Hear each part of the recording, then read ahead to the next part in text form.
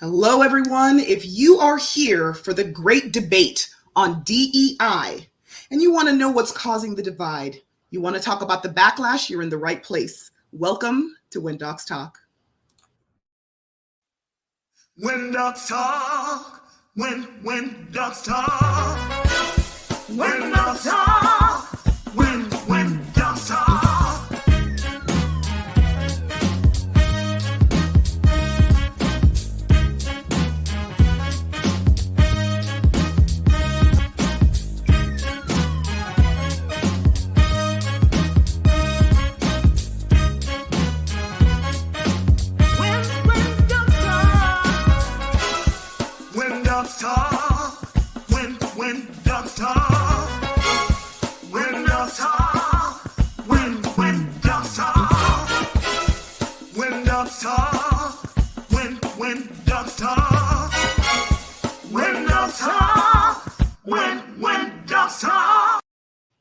Hello, everybody. Welcome to When Docs Talk, Diversity Disrupted. We're going to break down and unpack the pushback on diversity, equity, and inclusion.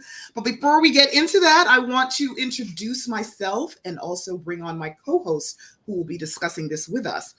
We are When Docs Talk. We are a collaborative of healthcare professionals, from emergency practitioners to family medicine practitioners and nurses.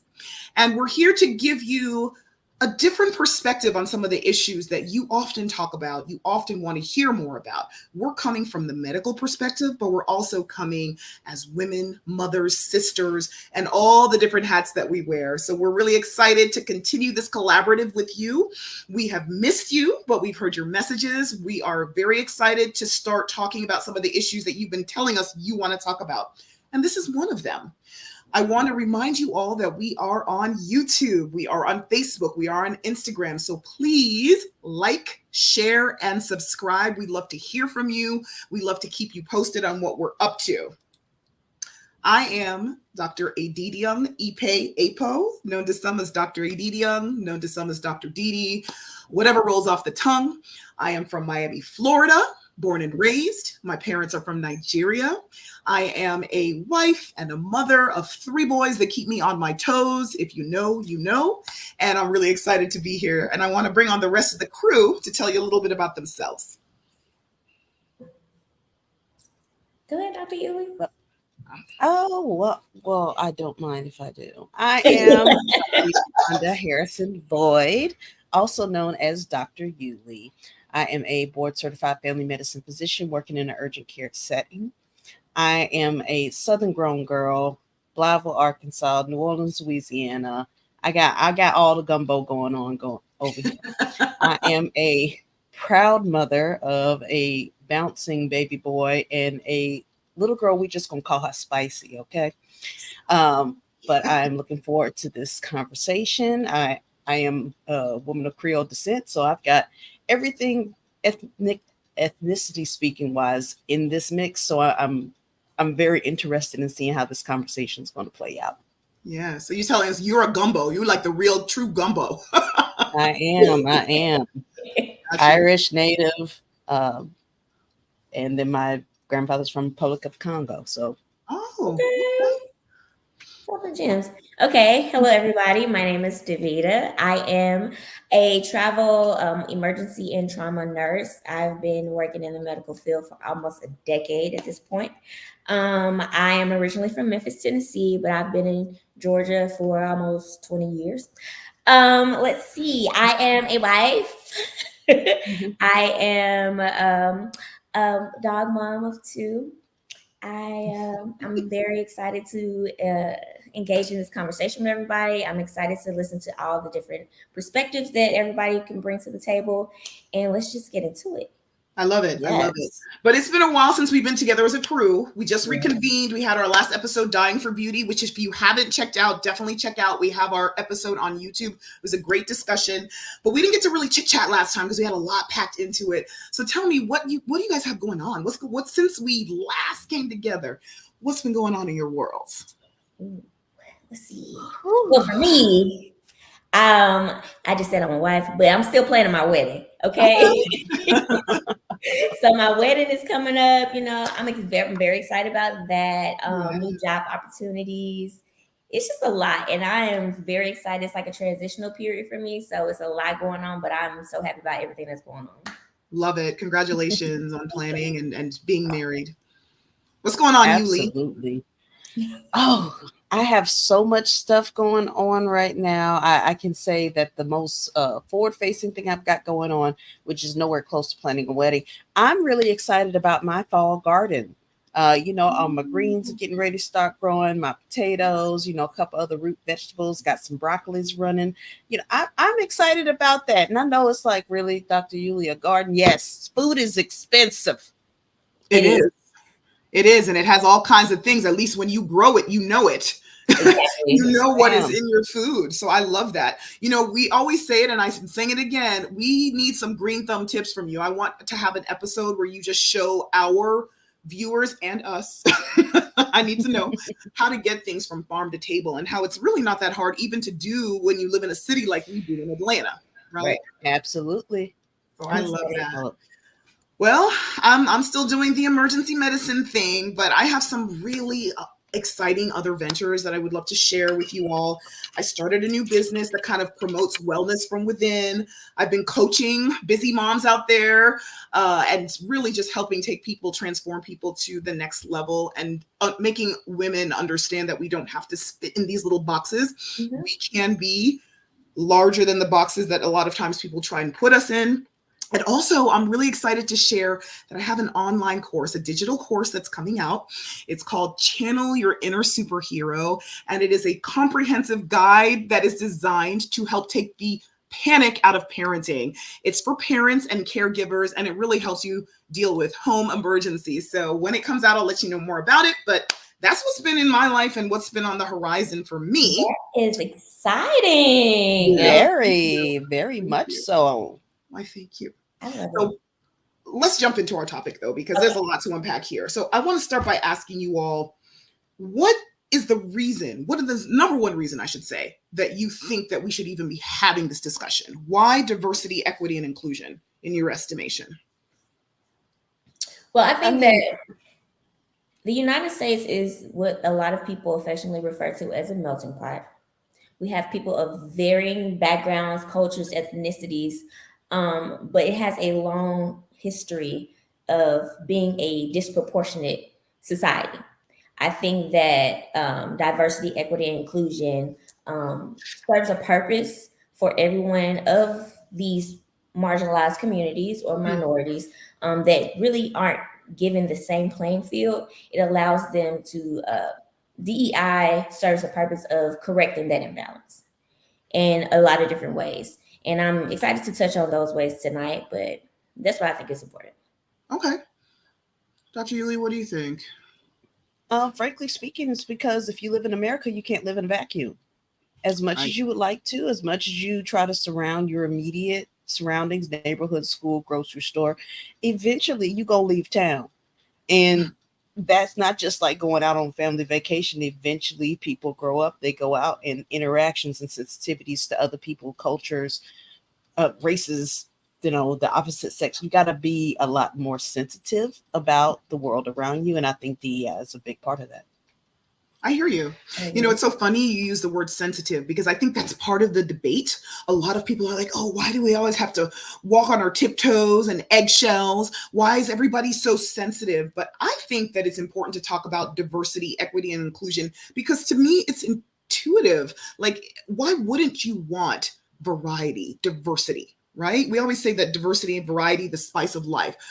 In what world would you really not want equality? Now, I know some people subconsciously and even sometimes consciously don't want that, because that means sometimes you might have to share, right?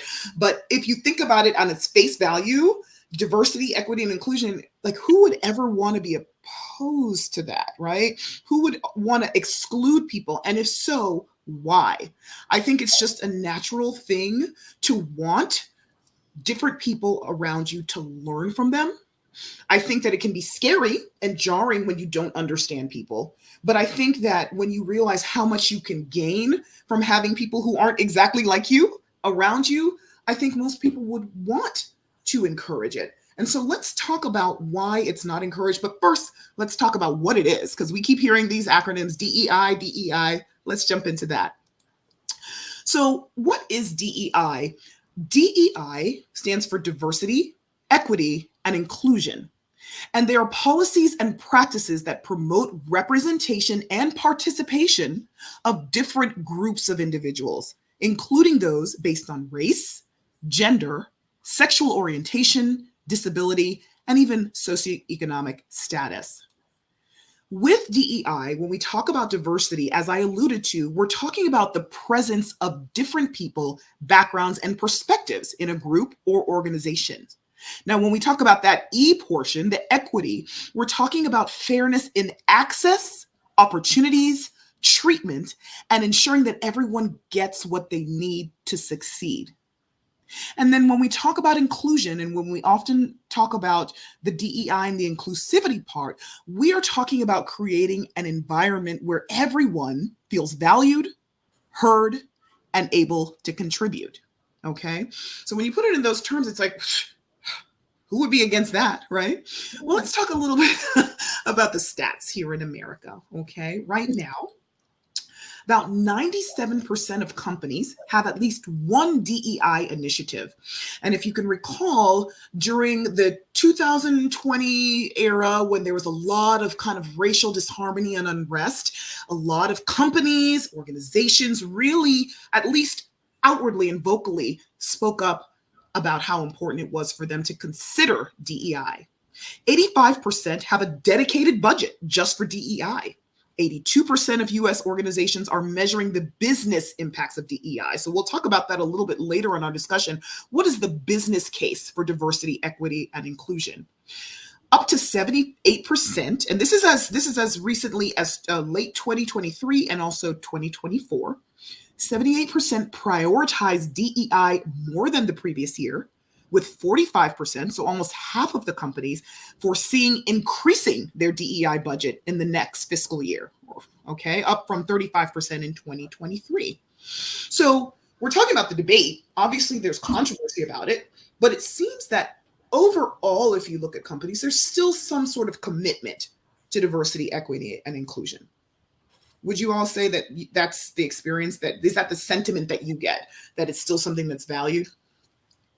I think When you say value, I think that's a loaded word. I think they try to present as being forward thinking and being a part of the percentage that is trying to be more inclusive and it doesn't translate most times. Mm-hmm. So you're saying it's cap. It's all for show. I really feel like some of these companies, some of these hiring bodies, you know, like when you first start dating somebody, like that 90 days where you're not really dating the person, you're dating their representative.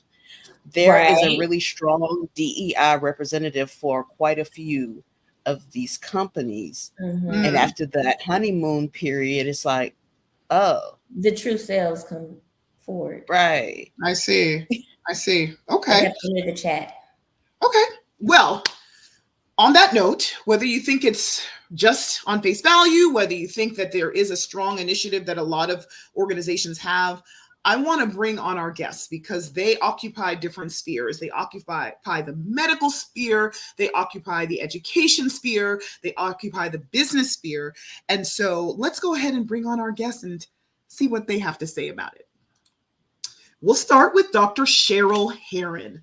Dr. Cheryl Herron is a professor of emergency medicine and vice chair of faculty equity, engagement, and empowerment in the Department of Emergency Medicine at Emory University School of Medicine. At Emory, Dr. Herron also serves as the Associate Dean for Community Engagement, Equity, and Inclusion, as well as the Associate Director of Education and Training for the Injury Prevention Research Center at Emory. She is a past chair of the Emergency Medicine section of the National Medical Association. She has received numerous awards, including the Partnership Against Domestic Violence's Hope Award, the Women in Medicine Award from the Council of Concerned Women of the National Medical Association, the Gender Justice Award from the Commission on family violence and was also named a hero of emergency medicine by the American College of Emergency Physicians. In 2012, she was actually named the inaugural president of the Academy of Diversity and Inclusion in Emergency Medicine, and also the Society of Academic Emergency Medicine. She currently is on ACEP's Diversity and Inclusion and Health Equity Task Force. She stays busy and active. She is an editor of the first textbook in emergency medicine on diversity and inclusion in quality patient care, and the recently published second edition of Diversity and Inclusion in Patient Care. Your Story, Our Story is the title. From her work, she was awarded both the Emory School of Medicine's inaugural Excellence in Diversity Award and the Wes Curry Executive Leadership Award in 2018. Dr. Herron has lectured extensively on wellness and well-being in medicine, diversity, equity, and inclusion in medicine, as well as the medical response to intimate partner violence. Born in Jamaica, Dr. Cheryl is a strong woman of faith. She is anchored by love of family and believes in the power of connection and the capacity to build community. When we asked her why she wanted to join WDT in this discussion, she states that she was delighted to share her knowledge, expertise on the topic, and to give back because she is passionate about equity and inclusion in medicine. She's passionate about well-being and healthcare professionals, and she wants to mentor the next generation. We are so excited to have her back here with us. Please welcome Dr. Cheryl Herron. Welcome. Thank you Round of all. applause. Thank you so very much. Thank you so very much to WDT for having me back. It's Well, a pleasure. she says back because for those of you who have been along this journey with us, she was on our episode where we talked about this is an emergency, and we dived into the aspect of racism in medicine and healthcare. So she had some insights then, and we're happy for her insights now. But I'm going to bring on our next guest. We have with us also Miss Cicely Newby. Cicely Newby is an inspired talent leader, executive coach, and a passionate advocate for diversity, equity, and inclusion. She currently serves as the Vice President of Talent Management at Lowe's Hotels and Company. She excels in enhancing employee experience and strategic leadership development. With a wealth of global experience, Cicely thrives on preparing organizations for success by empowering high-potential client. She expertly integrates development frameworks, resource management, and equity objectives to create impactful solutions that drive long-term business results. Renowned for her innovative approach to organizational design and performance management, Cicely has a proven track record of both elevating individuals and organizations. During her tenure at Marriott International, Hilton, and Haggerty, she spearheaded executive development programs significantly impacting talent initiatives. A standout achievement of hers was when she created a transformative development program for U.S. hotel team leaders, which rapidly expanded to benefit over 4,000 leaders in less than a year. She holds her bachelor's degree from Ohio State University and an MBA from George Mason University, and actively contributes to her industry as a steering committee member of the Georgia Women in Lodging Association, and has been involved in leadership development committee of the Castell Women in Leadership Project. With over 20 years of experience in coaching, developing leaders, and creating talent strategy, she is known for quickly identifying strengths and motivations and making the connection to organizational needs. A proud member of Alpha Kappa Alpha Sorority Incorporated, she also serves as an intercultural developmental inventory administrator and a certified professional in talent development.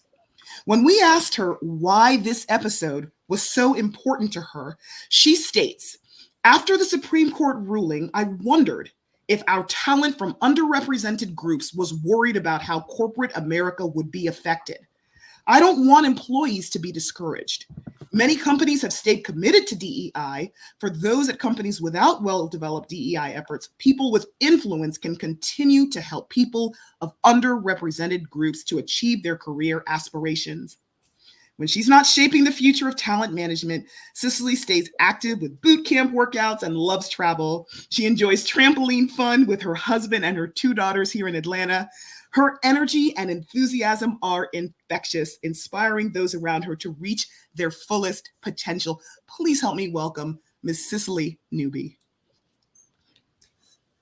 Cicely, where'd you go? Oh, I think she's having a little technical difficulty. I see her logging back up. See, she's energetically trying to get on to the show. I hope she's not on a trampoline. We just saw her. Right. Okay.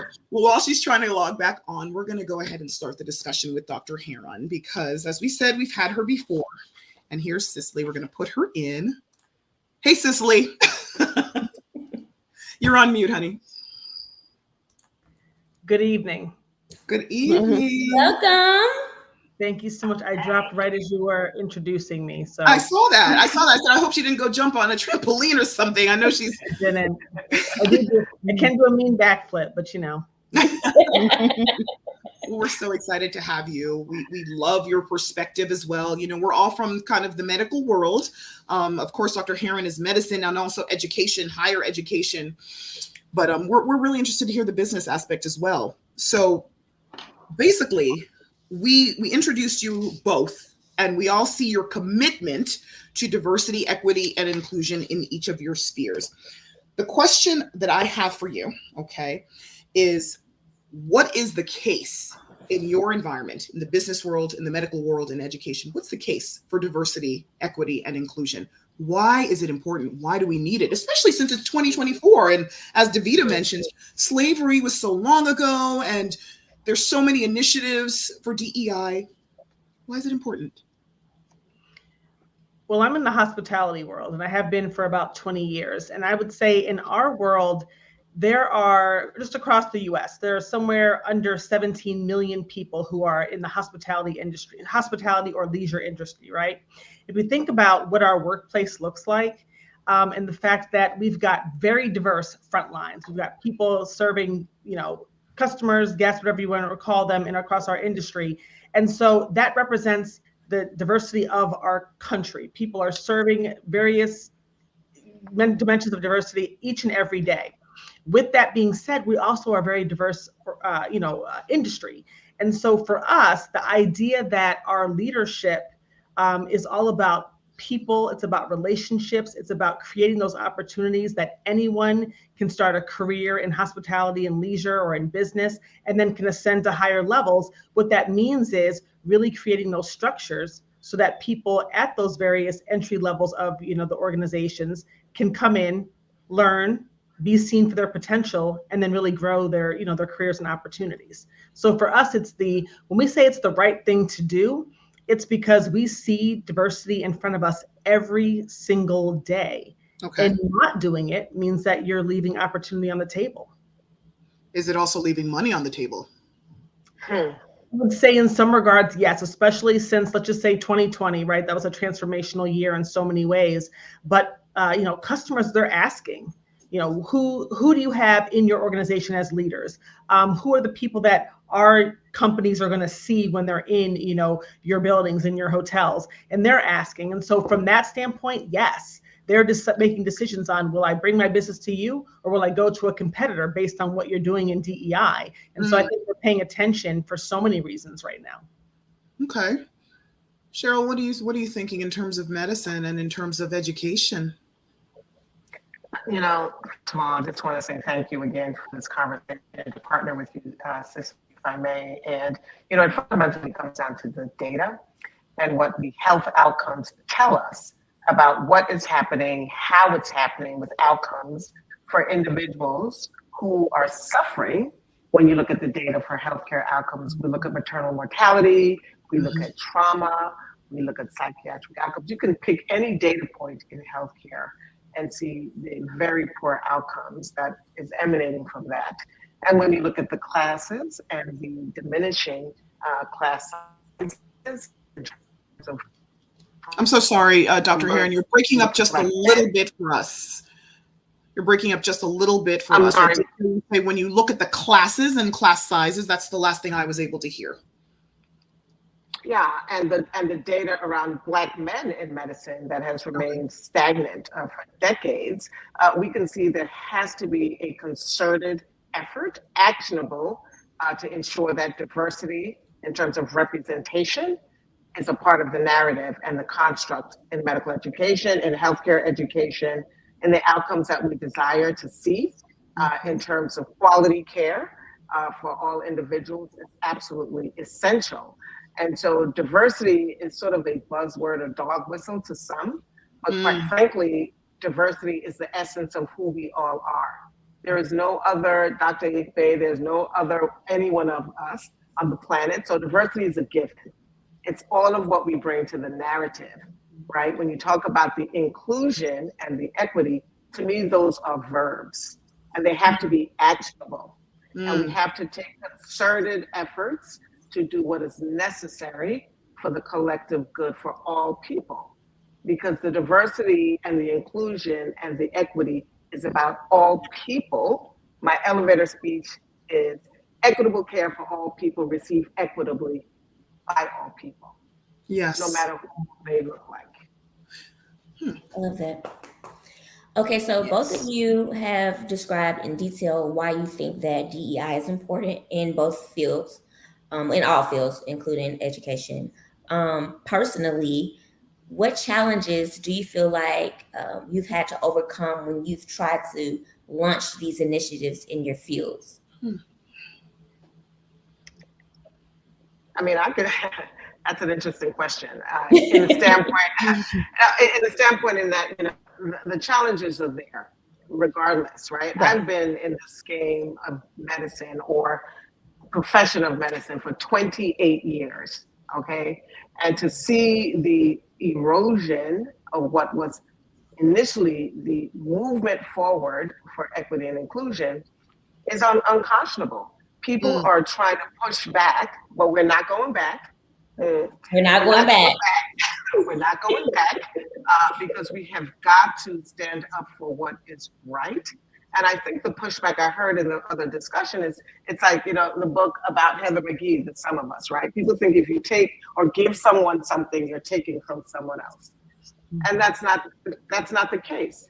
If everyone is thriving, everyone thrives. Right. And so the pushback is there based on misinformation, disinformation, because we're not taking from anyone. We are building everyone up for the greater good of our community. So the pushback really comes from false narratives based on the realities that we want to anchor in the historical racism, as I talked about in my other conversation, of what people believe is how we should comport ourselves, which we know is not the case if we want to move forward as a country. Absolutely. Absolutely. We're not going back. We're not going back. Not going back. We're not going back. I wonder, do you feel that there is a different definition for DEI? Like I know that when we defined it, and the way a lot of people define it is diversity, equity, inclusion. But there are some people who feel like when you say diverse, you're only talking about one kind of thing. So I have heard personally from friends of mine who may not be in an underrepresented group that say, well, when people say diversity, they mean Black, they mean Latino, they mean other, they don't mean me. And I found that there are some people who don't think that there is space being made for, say, like white men, let's say, just take that group, okay? So I want to hear a little bit about that in terms of the definitions. I don't know that there is, I feel like the definition of diversity, equity, and inclusion is universal to me. And I know this question was actually asked of President Trump when he was being interviewed at the, it was the Black Women Journalists. I'm getting journalists. Thank you. I didn't get it wrong, but that question came up, and I guess diversity. There are some assumptions. I think when we think about diversity, or people think about diversity, it's sort of like it's about helping Black people. I think it's sort of like this blanket sort of, and I think people, honestly, you were asked a few minutes ago, what are some of the challenges? I think people are they've grown a little bit tired. Their empathy is sort of diminished a little bit. Like they think they've heard the stories. They think that we've made enough progress. Why focus on that? But DEI is so much broader than Black. It is broader than gender. It is broader than sexual orientation. All of these sort of, right, veteran status, all of those things are under the umbrella of DEI. Yes. And so when I think about, some of the challenges that are out there, I think for me, the scrutiny and the pace are exhausting.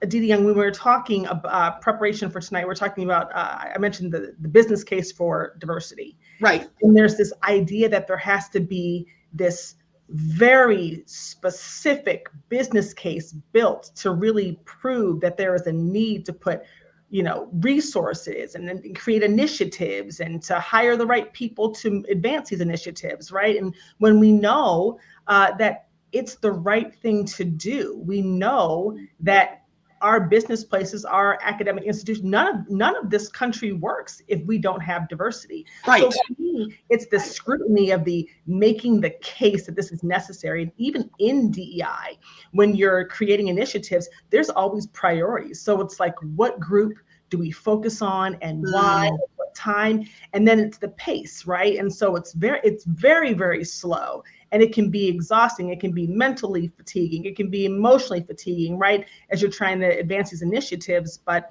I just think about, back to your question right here about the definition of DEI, I think the variant people creating this idea, there's different ways to look at DEI, there are different definitions. I think that's what sort of clouded this discussion and made it that it's easy to have excuses of why we don't want to initiate DEI initiatives. Mm-hmm. You kind of have answered the question that I actually wanted to ask, but I'll just kind of rephrase it. I feel like DEI is one of the few movements that was made, and I feel like those who made it thought it was going to have an expiration date. And I feel like that need for an expiration date is driven more so by fear. Would you agree with that?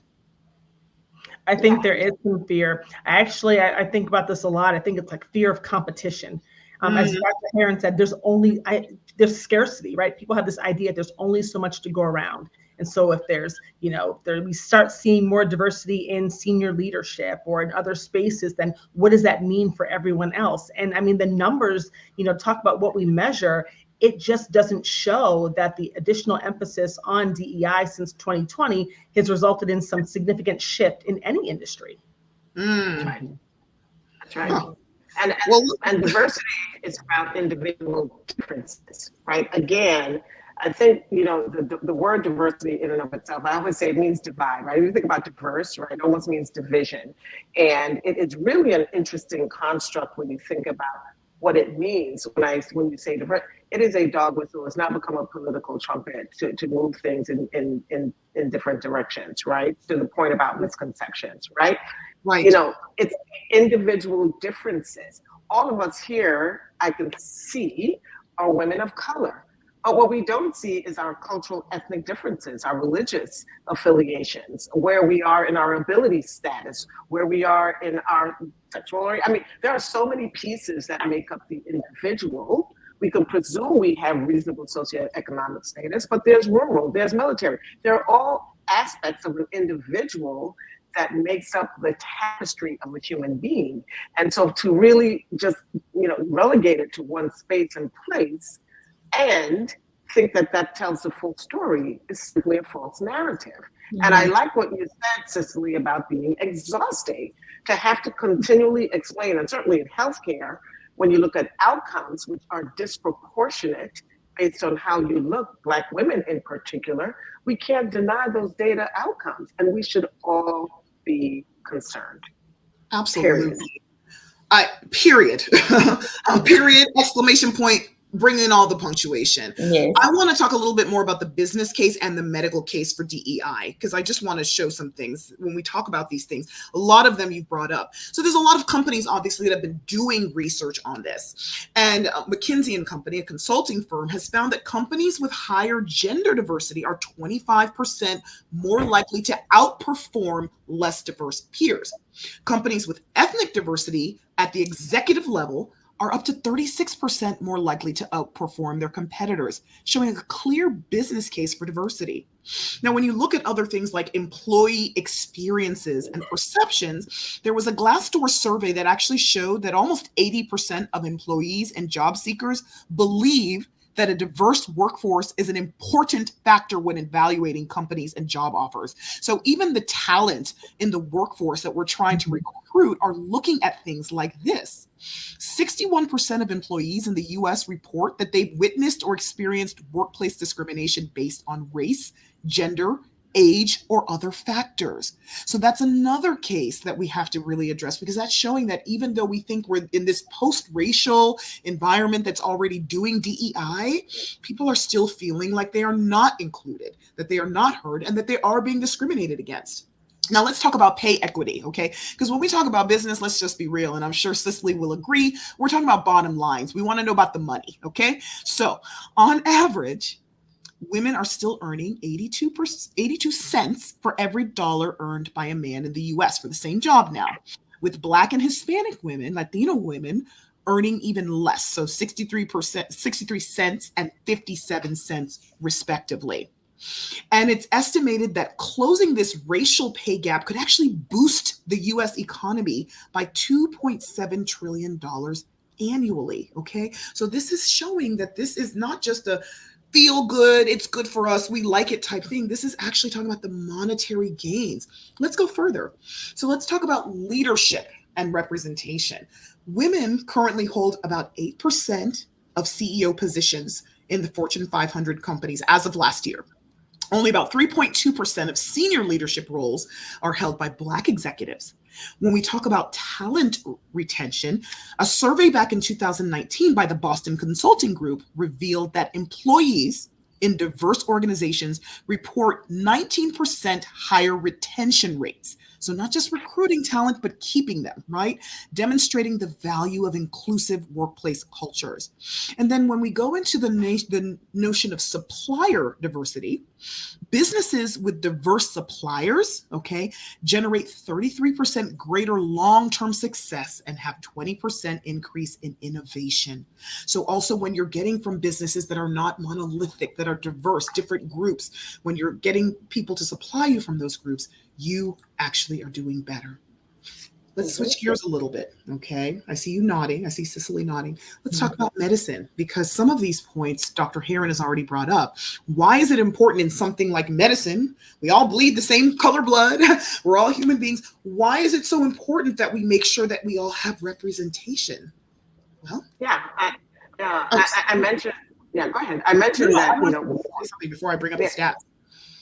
I mentioned it before. When you look at healthcare outcomes, you look at the NIH and other healthcare authoritative spaces and places that talk about this. And when the pushback occurs, you just simply show the data, the scientific evidence that tells the story for outcomes in terms of representation in the healthcare, in schools of medicine and academic health programs, in terms of representation, in terms of hospital CEOs and executives, in terms of outcomes for the patients who have had a historical reality of mistrust of the healthcare systems. We don't have to go into, the realities of Tuskegee. We have to just go to today, when you see people like Serena Williams and others talk about the racism they have felt just because of the color of their skin. And certainly they have that socioeconomic profile to be able to be to have the outcomes that they desired or needed, right? So why is it important? Because the evidence is still current in terms of outcomes and what is happening to communities of color, to women, to those who are from LGBTQIA+ communities. It's appalling. And we need to really think about who we are as a country in terms of how we want our citizens to have the quality care that they deserve. And it's about education. We have to know the historical realities of how we got here in the first place. We have to recognize that policies and procedures have brought us to this space and place, and companies need to do a hard look of what they have in place to be able to address these realities in terms of systemic dismantling of things that are causing these outcomes, which is going to take hard work.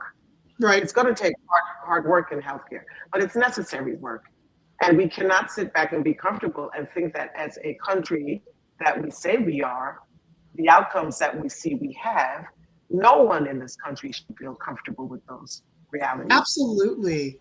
You know what I'm really glad that you brought up? I'm glad that you brought up Serena Williams, and she's not alone, because a lot of people think that when we talk about diversity, equity, and inclusion and poor outcomes, let's say for underrepresented groups like Blacks, Latinos, that it's really an issue of poverty. But you have demonstrated with that situation that it's really not only about socioeconomic class, because women of all sorts of socioeconomic classes still sometimes feel unheard if they're women of color by the healthcare system. In Serena Williams' case, just for those of you who are unfamiliar, she had a pulmonary embolism, a blood clot in the vessels of the lungs. She'd had it before. She felt concerned about it. She expressed that to her doctors and felt repeatedly dismissed. There are other women. During the time of COVID, there was a physician, a Black woman physician, who had COVID and expressed her concerns about the care that she was getting and was labeled as a difficult patient. This is a physician. So for those who sometimes make the case that, oh, it's, it doesn't matter if you have wealth, we're all the same as long as you have money, you're going to be seen in a different light. We just don't see that bearing out. We just don't see that bearing out. But I wanted to share some of the stats that we have, which kind of underscore what you were saying. The case for diversity, equity, and inclusion in medicine and healthcare. So Dr. Heron told us about the poor outcomes.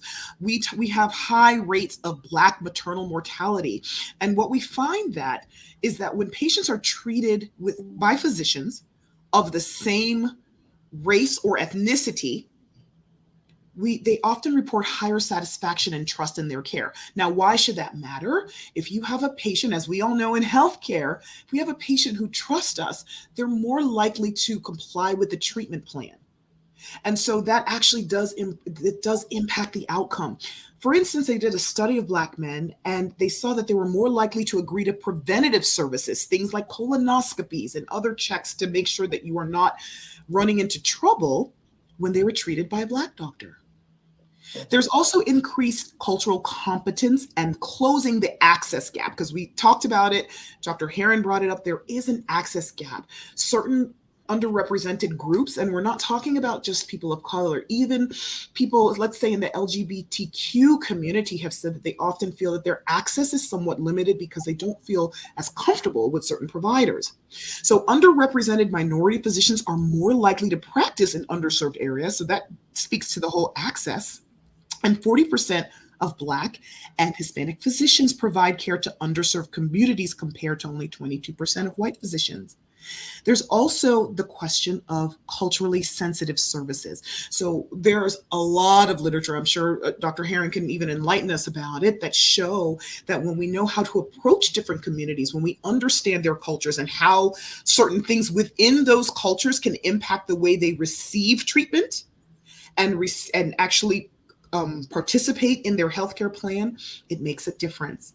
And the studies also show, in terms of diversity on the medical team, that when you have a diverse healthcare team, there's better problem solving, there's better decision making, and that's going to benefit not only one type of patient, but a broad spectrum of patients, right? Mm-hmm. So I think we could make that case. What are your thoughts based on some of this data that we're seeing? I mean, the reference to cultural competence is an interesting one, because when you think about that, the movement really is towards sort of the link with cultural competence and cultural humility. And the distinction is in the humility piece. It's a process of self-reflecting, right? And criticizing ourselves. Well, do we really want to get to a deeper understanding and respect for cultural differences? Competence is sort of you take an exam, check off the boxes, time, that's fine. But cultural humility is ongoing learning. We would never understand. I will never understand what it's like to be a white man in America. I'm not that person. Nor could they understand what it is to be a Black woman or somebody who is LGBTQ, or the intersectionality of all of it. So you have to break it down and say, you know what?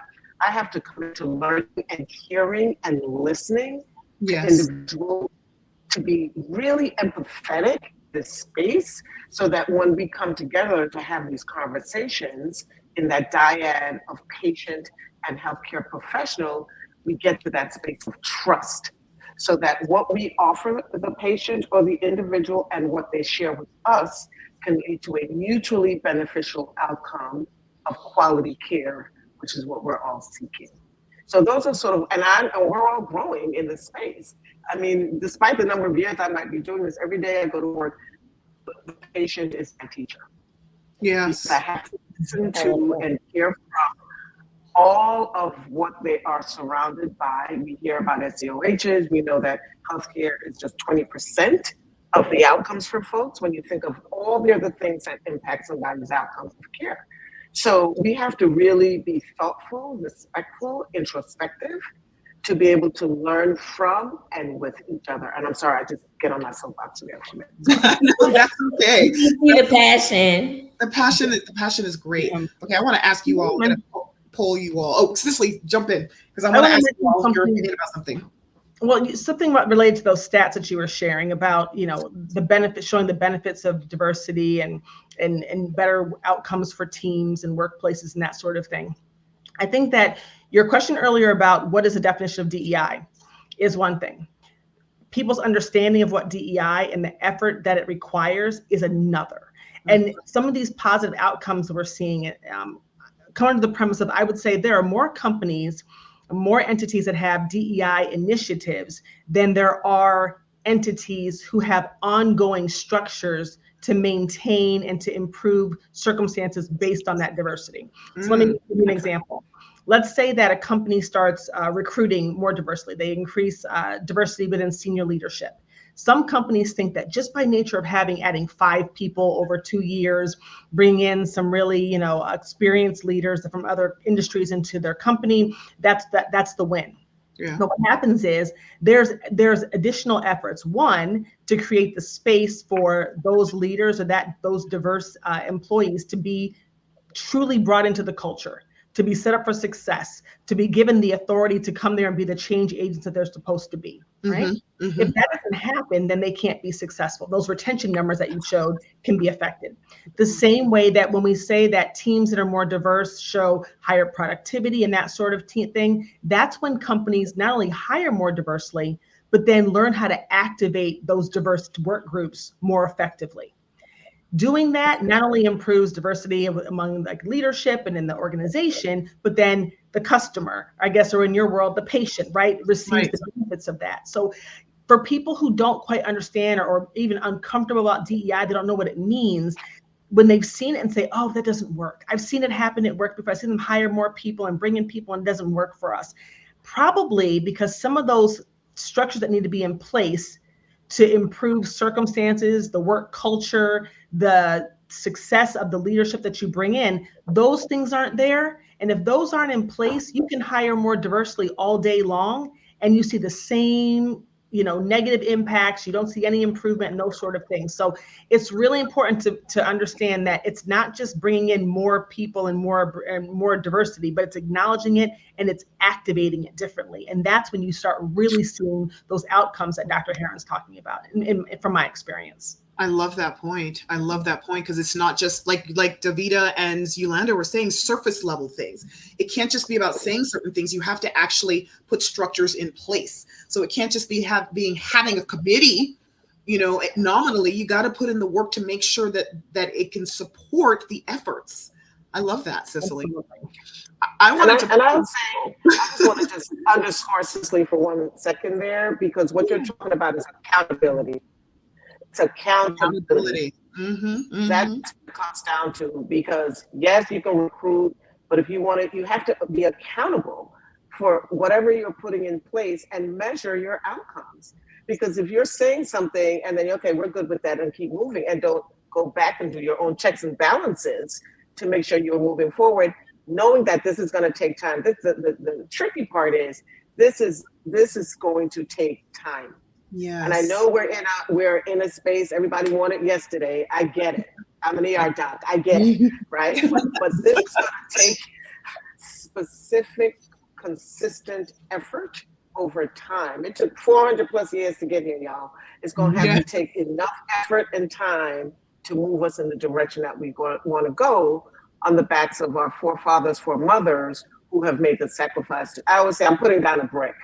That's all I'm doing. I'm not going to change all of this in my lifetime.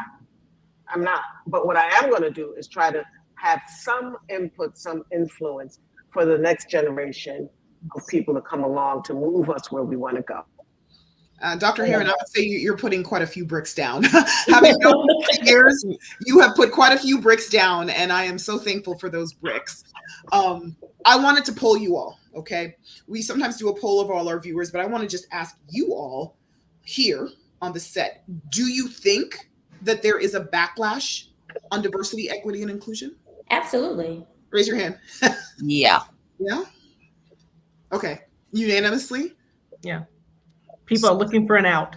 Yes. You said you're looking for an out? No, people are companies, the country is looking for an out. Why? Everyone tell me why. Why, in your estimation? Uncomfortable. Why is it uncomfortable? Some people are always uncomfortable. Change is uncomfortable. Yes. But this is like a long way. This is not like a yesterday thing. Like even if you take from the time when all the companies came out with their DEI statements in 2020, like it's been 4 years. And even before that, there was some kind of movement towards it. So change is uncomfortable and it takes time. But why do I feel personally that there's a real serious backlash presently, like more palpable than before? If you agree with me, I want to know why. Yolanda, you had your hand up. You want to say, what you think. I want you to tell me. Is there a backlash? Yeah, it's a big backlash. And I think a good meaty part of that backlash is not only like just the fear of, oh my God, they're coming in, they're taking all our jobs, they're making them Black jobs. But maybe, just maybe you're not as efficient as you thought you were. Maybe you now have to look within and realize, oh, I might be able to learn something from somebody I didn't think I can learn from. That's a big old healthy pill to swallow, and a lot of people just aren't interested in that. I hear that. I think there is a pressure for companies. Companies are feeling pressure that the public they're tired of DEI. They don't want their companies, they don't want to invest in a company that's wasting their time and efforts on DEI and that sort of thing. And so I think that on one hand, there is some backlash. I also think, though, that there are a lot of companies that, in spite of the backlash, they're moving ahead. They're moving ahead. And, I think, like, in my world, there's something we focus on: performance and then potential, right? And so performance is much more demonstrative. You can very clearly see when someone's being promoted based on performance. But most of it, or oftentimes, it's focused on potential. And the playbook with leadership has changed quite a bit. I mean, with diversity, it had to change. When we've got predominantly white men who are in positions of more senior leadership, bravado and other sort of characteristics around, whiteness and white men, those were seen as being, that's what you meant, that's what you had to have if you were a leader. And diversity, I think, has changed. So it's sort of shaken people up, I think, a little bit, where, wait a second, I knew so clearly before exactly what was expected of me and what I needed to be and look like and how to act in order to get ahead. And now diversity makes me feel uncomfortable. I'm not quite sure. There's room for more than just my archetype, right, at the table. Right. So I think that there's some complexity, but I do think that there are companies who have seen that it really does mean higher productivity, better customer service, better meeting those large enterprise, objectives when they bring more people to the table, and they're not going to stop. They might call it something different, right? Because, we change what we call things, but our actions may be the same. So I think that there is some optimism to be had, because I do think we've learned and we'll continue to move ahead. But that said, yeah, there's some backlash, but that has not taken completely over all the good work that's being done within D&I. Can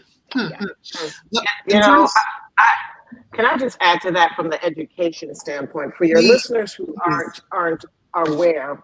If you follow the chronicles of higher education, right, where anti-DEI legislation has been introduced in Congress since the beginning of time, there have been 86 bills as of now that have been introduced. There were 75 in January, then 76 sort of in June, then 85, now 86 across the nation, okay?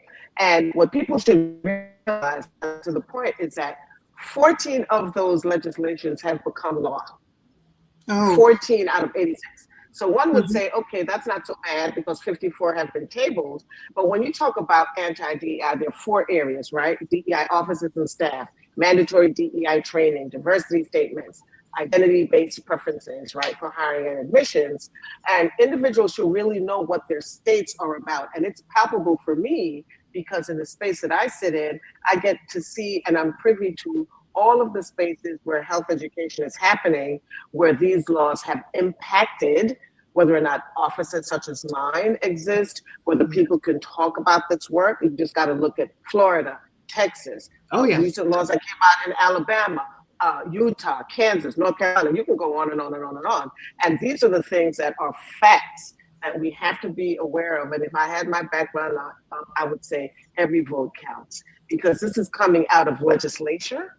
And this is coming out of people who are voting against the very work we are trying to accomplish. And people need to be aware of this. Yes. I mean, Georgia had one introduced. It was tabled in the House, so it didn't go through, right? Which is a good thing. However, there are still places that are shying away from, but just because of fear, subsuming their offices, even though the law doesn't say so. Right? So we have to be knowledgeable about what is going on, certainly in higher education, articles of higher education. You should follow it. Look what's happening in your state, especially in medical education and healthcare and education in spaces for DEI officers. I have colleagues and friends who've had to leave their jobs. They've been redirected. So it's happening. It's here. It's happening. It sounds like you're saying this is not in our heads. It's not about, oh, do we think this is real? Let me show you some of those stats because you mentioned some states. So in Florida, okay, Governor Ron DeSantis has taken a long, strong stance against DEI. In fact, in 2023, Florida passed laws restricting DEI programs in public universities, banned spending on DEI initiatives, just what you were saying, Dr. Heron, limited mandatory DEI training, and his administration continues to argue that DEI promotes division and ideological indoctrination. Okay. I love that word. Texas, Oklahoma, Iowa, Tennessee, North Carolina, Arizona, Missouri, several other states have actually passed legislation that is similar to this, taking money away. Let's take it a step further. There are book bans. There are certain courses that are being eliminated in higher education. African-American studies, women's studies in some instances, books that talk about the challenges or the institutionalized racism in some situations are literally being banned. And that brings us, I'm just going to show you. So this is some of the states that have passed things against DEI, okay, clear backlash. And then that brings us to the different arguments against DEI. Okay, so there's this notion that, well, if you have diversity, equity, and inclusion, basically it's just having hiring quotas, right? You're going to just hire a certain number of people, and that's bad for the underrepresented because it gives the perception that they weren't qualified to be there. And it's also bad for other people because it takes up spots. It's not fair. It should just be based on merit. Okay, so I want you to weigh in on that first point. Somebody weigh in. I want to know. I would like to see evidence of where these quotas are sold. I just, Dr. Heron, you're the researcher here. I do not, but I've not seen this transformation. I say that in jest, but that's true. In my world, learning and development is a significant piece of how we develop people for the future, right? So I mentioned in hospitality and leisure, then you've got people, it's an industry where people can come in, they can be an hourly worker, they can come in as a seasoned professional, but there's a pathway, right, to transform your career, your family, your generational wealth, all those sort of things, right? And so it's a precious opportunity to find talent that is just has that growth mindset, willing to continue to learn. We can help them move. So DEI, the attack on training, I think is pretty dangerous.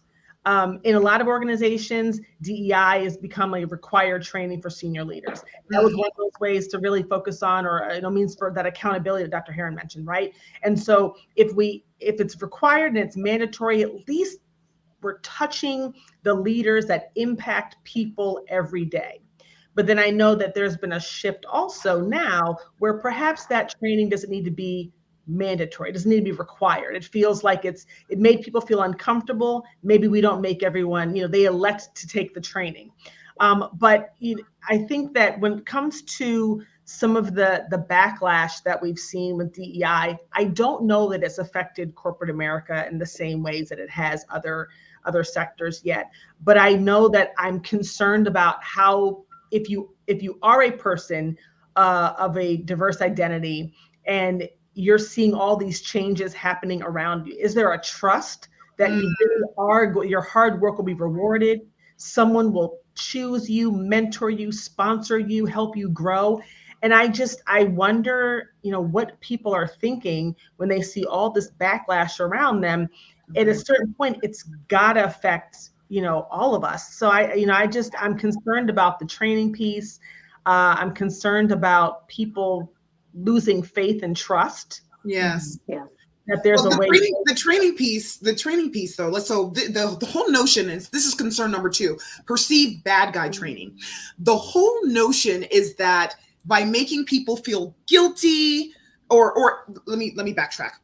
The notion is, in these trainings, one group is made to feel guilty and another group is not. And that's the implicit misconception that makes people think that the training shouldn't be mandatory, because a lot of times they feel like if you're making people feel guilt about who they are and the privileges they've had, it's going to actually have an opposite effect, where they have more antagonism, where they really just don't feel like they are being heard. And I'm going to bring up the word that we often hear, they feel sometimes that it's reverse racism.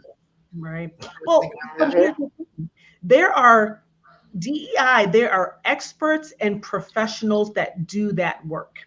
So having those third parties come into your company, come into your workspace, and to provide training is much different than finding a person of a diverse identity who happens to work in the building and say, you know what, you're the one. Can you help us get everyone ready? But that's a lot of companies. That's what they did. They were. I know people, so they were tapped. They didn't have the expertise. They may have had a diverse identity. They didn't have the expertise to teach people, to create inclusive workspaces, to create strategy. That wasn't their wheelhouse. But when it comes to training, there's different ways to approach it. There's tools like the intercultural development inventory. It's an assessment that companies will use where leaders take it, or people influence others will take the training. It's a psychometric assessment, and it evaluates how you view race, diversity, interrelations, the level of complexity that you view cultural competency with, all of those sort of things, right? And then there's a development plan where you can have an actual development plan. There's no part of it that is about shame or harm, because that, again, we're all talking about the pace and how slow these things happen, right? All you do is delay the effect if you do it wrong. So I think companies need to really be, just scrutinize, who are you having conduct these trainings, and who are you bringing in to create these cultures of inclusion? That's probably more of a problem, I think, than actually having a well thought through training for people. Yeah, I agree. I agree too. So it matters who's doing the training. I think I really wouldn't want us to not have a discussion, or to have this discussion, I should say, rather, without talking a little bit about critical race theory, because in the notion of this reverse racism and guilting people, it often comes up when we're talking about diversity, equity, and inclusion. And so for those who are not familiar with that, just to define it and kind of talk a little bit about its history before we kind of jump into it, is an intellectual, this is critical race theory, is an intellectual framework that basically examines the intersection of race, law, and power in society. And it originated in the legal field back in the 70s, but has since expanded to other disciplines. The core idea is that racism is not just a result of individual prejudices, but it's actually embedded into our systems, our legal systems, policies, and institutions, which perpetuate racial inequality. That's the core fundamental idea behind critical race theory.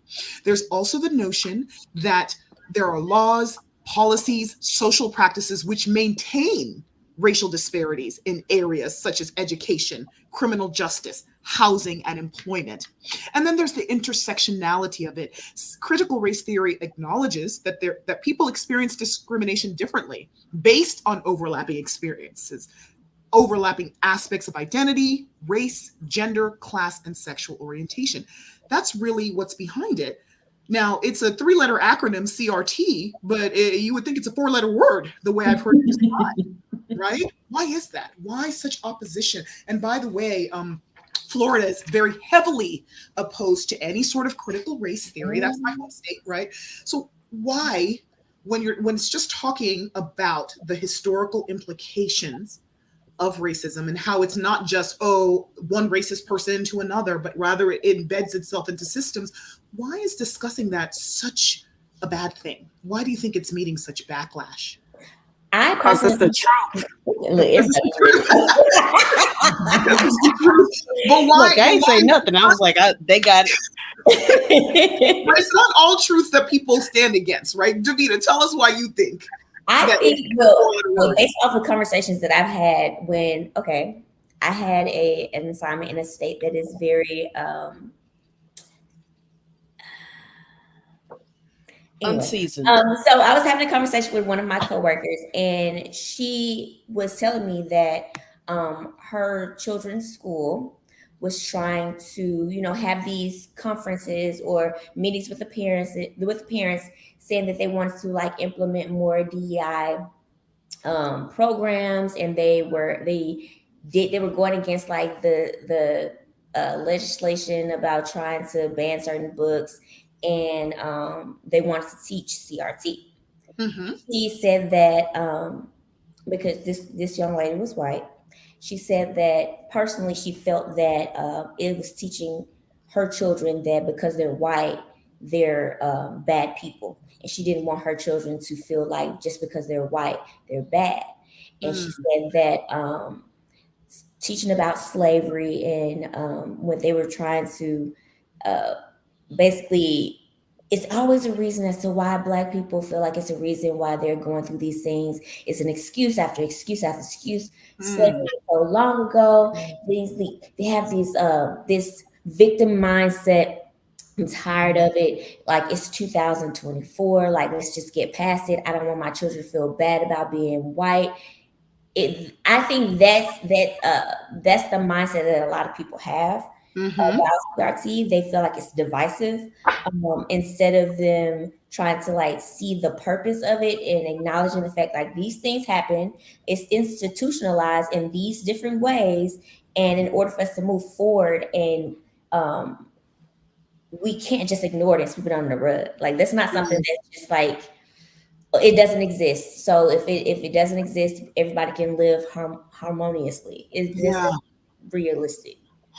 Why the guilt, though? I mean, when it's taught, right, in many instances, it's like Cheryl said, it's the truth, right? If slavery did happen, certain things did happen. So I often hear sometimes when slavery is discussed, there are people who say, oh, y'all are being too sensitive about it. It was so long ago. So why are people being so sensitive about the flip side of it, about talking about how it's changed and institutionalized racism for years? Why is there that sensitivity? Why is it personalized? Like, oh, that must mean I'm bad, just to say what actually happened. Throw the stone, hide the hand. Throw the stone, hide the hands. My thoughts on this are certainly critical race theory has a lot to do with racism, so much to do with slavery and racism. But if you think about what we're called to do in our area of influence, it's to question why are things the way they. It's not to give a slavery lesson in front of your class, in front of your workplace, in front of your leader. It's not that. It's questioning. Here's our reality in our space, in our context, and we question why.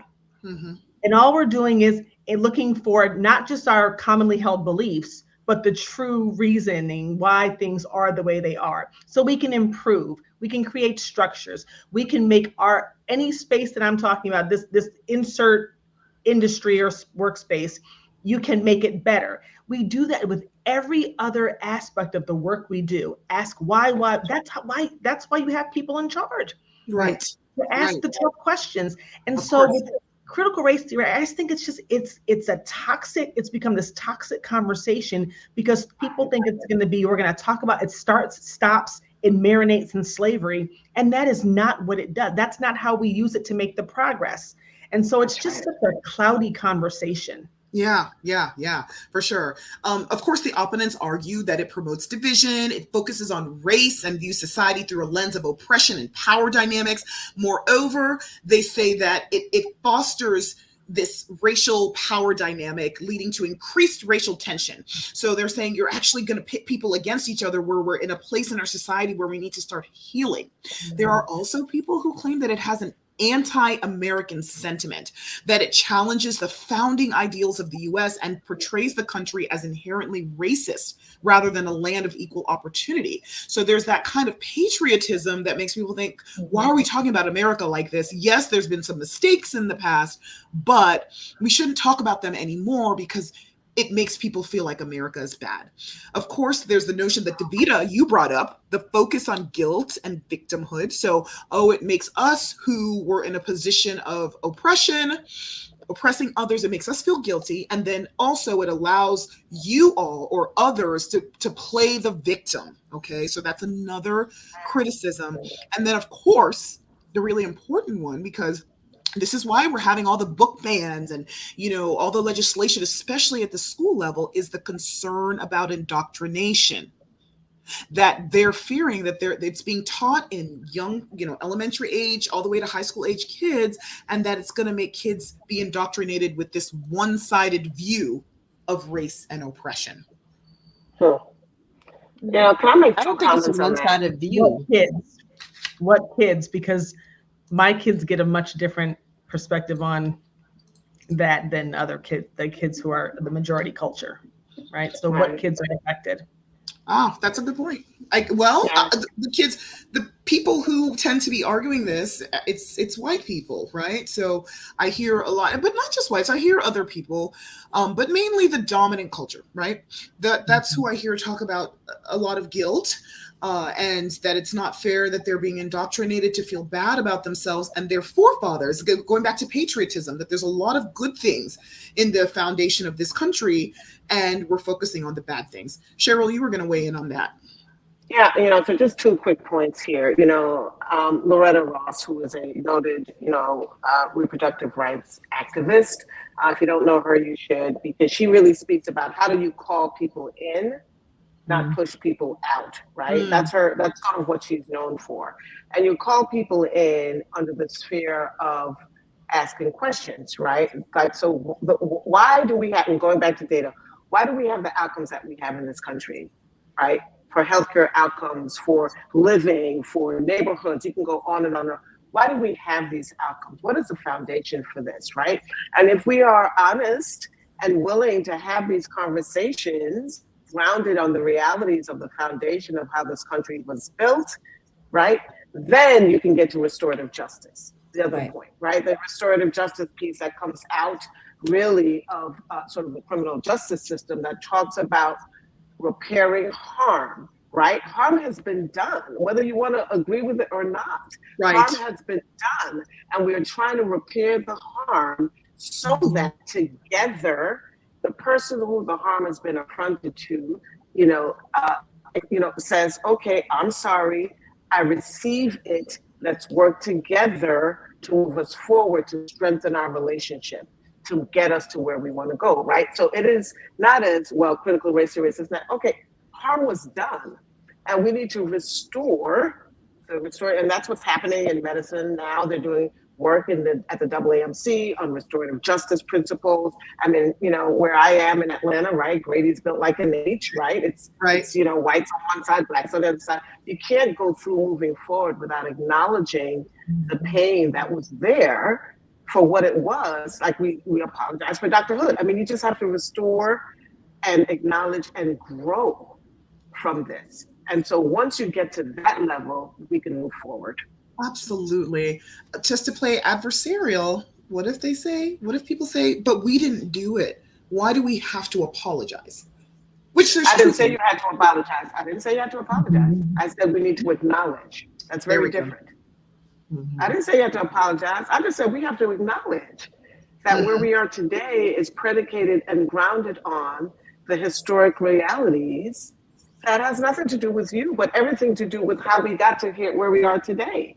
So I'm not asking you to apologize. I'm asking you to acknowledge that there are things that have brought us to where we are today historically, that together we can move forward to get us where we want to go. And that is where it's going to take courage. It's going to take courage, and it's going to take persistence in us pushing people to try to bring in that reality. We can't ignore it. Absolutely. Absolutely. I just talking about the reality and what we can't ignore and kind of the criticisms and so forth. I just want to talk about, as we close, the whole notion of DEI and even listening of woke, right? I've heard it used so much as an insult, right? I've heard even people who are running for president refer to, or people who are in Congress refer to one of the presidential nominees, the candidates, as a DEI hire. I've heard people all the way from church to public settings talk about wokeness as an insult. And for those of you who are wondering, who are not familiar with woke is a term derived from African-American vernacular English, originally meaning alertness, like stay awake, but specifically alert to racial prejudice and discrimination. Beginning in the 2010s, it started to become a slang for a broader awareness of social inequalities such as racial injustice, sexism, and denial of LGBTQ rights. But what's funny is that when they did a survey pretty recently, 56% of Americans said wokeness means being informed about social injustices, but almost 40% says it means being overly politically correct. Almost 40%, right? So on one level, you talk to one person and you hear DEI and it's a rally cry. Yes, we have to help diversity, equity, and inclusion. It's important for business. It's important for medicine. It's important for education. It makes our country stronger if we make sure that all people are heard, included, and allowed to participate. And on another level, you're seeing some people seeing it as an insult.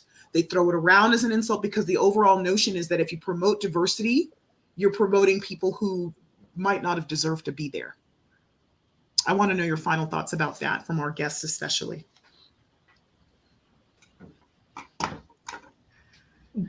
DEI hire.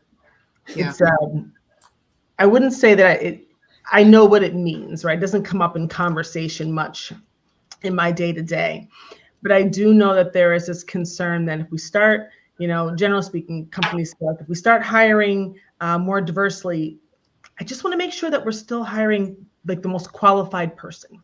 That's what they say, right? And that's a dog whistle. It's this idea that if we're hiring more diverse with intention, looking for diverse talent, then somehow we're lowering the bar. Right. Right.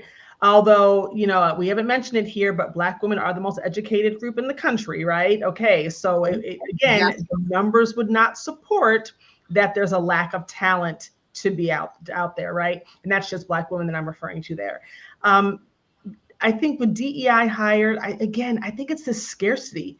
It's this idea that we have to compete, that people have to compete differently, and it terrifies them. And they'd rather not set in place initiatives and goals, especially ones that you measure and report on and you're held accountable to achieve them, because that means that it shakes what we know about who gets to be at the table, who gets the opportunities, and those sort of things. But it's definitely on people's minds. And I think that it's short-sighted if we're making decisions or we're not making decisions to prioritize DEI efforts because we're concerned about, people don't have an appetite for change. They're scared. Very good. I mean, I don't have much to add. I don't have much to add. I think you said it. I'm so sorry, Cheryl. If you can come a little closer, there we go, because you're breaking up just a tiny bit. All right. I'm just going to go back to where we started about what diversity means, which is really individual differences. And somebody put in the chat, within our own ethnicity and race, we're all different in our own spaces. We may have similar external outward appearance, but the individual differences of who we are, bringing our talent and our expertise into the space, cannot be overlooked. And I think part of how we get there is to continually demonstrate and go to the data, the evidence, and the facts, and the reality of what that means. And we are truly actually inclusive and not homogeneous to really create, I would like to say, the cake we're baking into the flavors of humanity that we all bring, because it is where we must go. This is not a maybe. We must get there when you look at the evolution and multiculturalism of this country. And we cannot be so myopically focused on what one quote looks like, bringing back, make us great again. What does that mean? Right? We have to say to ourselves, are we comfortable as a society with the data that we have, with the outcomes and the care that we see for all people? Can we honestly say we are comfortable with that? And the short answer is no. We are quite abysmal when it comes to healthcare outcomes. Again, I'll say over and over, we should be very concerned. And all of us coming to the table with our individual differences, that's diversity, equitably accountable, that's inclusion, with action is what we have to do. Excellent. Thank you so much. Thank you so much for that. I agree. I want to thank both you and Cicely, our guest today. Our our sound system is against DEI, clearly. Today, we've had a little bit of challenge in that regard, but it does not undermine what we are trying to say here. And I really feel like you have both come with some insight from different perspectives that have really taught me and really made me think a little bit differently. So I really appreciate those insights. I appreciate you being guests. And more importantly, I appreciate what you're doing to promote diversity, equity, and inclusion in your individual spheres and even outside of them. Thank you so much for joining us. Thank you so much for being here. I really enjoyed it. Absolutely. Thank you so much. Don't go anywhere, guys. So we're going to have our daily prescriptions from our WDT hosts. There you are. Yes.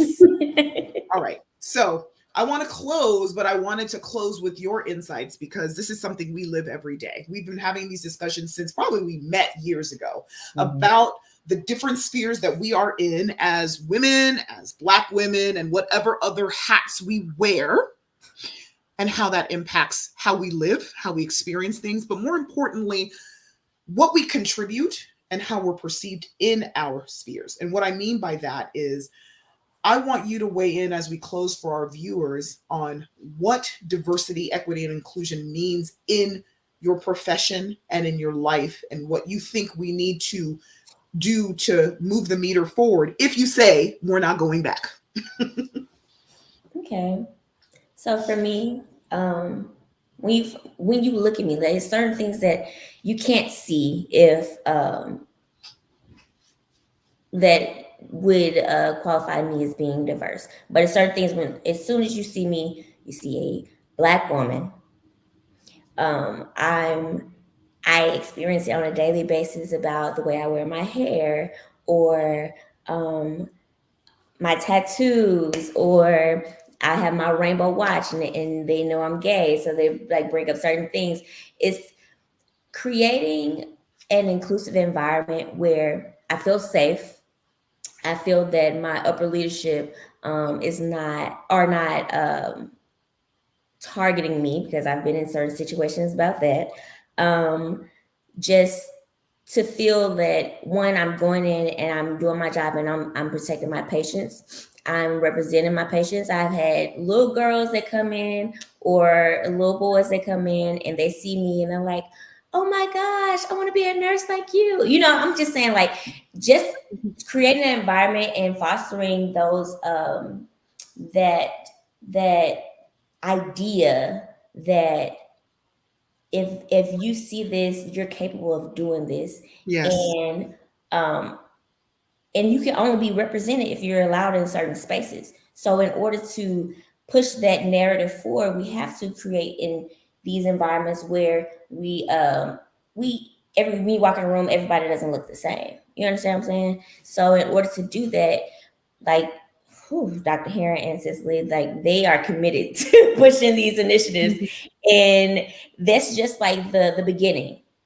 And I think that moving forward, just being more aware, and even just having those conversations with people that may not share the same perspective as you can Yeah. probably offer a different perspective that they may agree with, or they didn't particularly think about it on their own. I don't know. It's going to take time, and it's going to be a lot of uncomfortable situations. And I think that, one, going to the polls and choosing a leader that does not focus on being as divisive as he's trying to say that, DEI is creating. Choosing a leader that is trying to push forward these this type of initiative, I think, is important. I hear you. What about you, Dr. Yuli? Um, for everyone out there who may not have even listened to this until after maybe this has been out there for a while because the title made you uncomfortable, I want to know, like, if why is it unique to this subject? And what I mean is, if you go to the gym and you start working out, it's going to be painful for the first couple of days, but you're not going to give up. You are going to continue to go back. You're going to become comfortable with getting uncomfortable for a while, and you're going to learn more about yourself. This is no different. We are not asking for a leg up. We're asking for equality. We're asking for the same door that many others can walk through. Why do I need to not only build the door, but the whole damn building that it's in too? I think that if people will just get a little bit uncomfortable and realize it's okay to be uncomfortable and learn, I think that we will move in the right direction versus spinning our wheels and having talking tangerines on TV. Right. I totally agree. I think that it's important for us to look at our past. There's an African phrase, sankofa, where you have to look behind you, right, in order to understand what's ahead of you. It's absolutely important for us to understand what has transpired in this world and in this country for us to know where to start. We have to. I absolutely think that we do have to have uncomfortable conversations. Why do you have to be uncomfortable? Because there's growth in discomfort. There's growth in understanding. And there's also growth and also something greater than just being around yourself. We always encourage healthy self-esteem. We love people to love themselves, but understand that we can't all be in a room. Would you want to be with only yourself for the rest of your life? No. Different people will bring different experiences. You will learn, you will grow. And so there's no need to fight it. And also, the lack mentality in this world and in this country has to stop. There is enough for us all to participate. It is not, if I get this, then others can't. I have seen in this DEI discussion, in the affirmative action debate, all of those things where people believe that if you're not basically pitting different underrepresented groups against each other. Mhm. But the most important thing I think we need to do, not just have diversity of who's there, but have a diversity of thought. Because some of the things that have defined excellence in the past might need to be reevaluated, right? That's in education, that's in different spheres, that's in business, as one of our guests mentioned, Cicely. Some of the things that have been seen as leadership and good, they may be, but there are other ways to be a good leader. There are other ways to be a good student or a top student, which may not be a perfect score on your SAT. And so we have to redefine the way we look at things, not just who's at the table, but how we're opening our minds to new ideas about what is great. That's when we can be great. DEI is not a 4-letter word. It shouldn't be. Diversity, equity, inclusion, those are things that are good. Those are things that we need. And I hope that everybody can find a way to try and incorporate some of that in their lives, because it's not about what color skin you are, what gender you are. Every single one of us will benefit and thrive when we open our minds and open our hearts. Thank you for joining When Docs Talk. Be good to each other. We'll see you next time. When dogs talk, when dogs talk, when dogs talk, when dogs talk.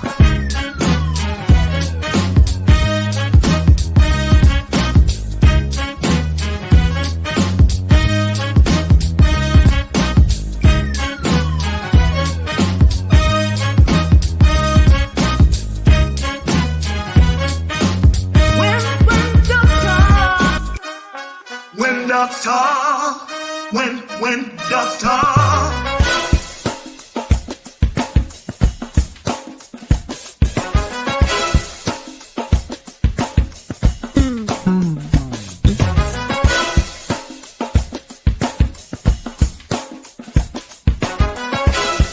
When dogs talk, when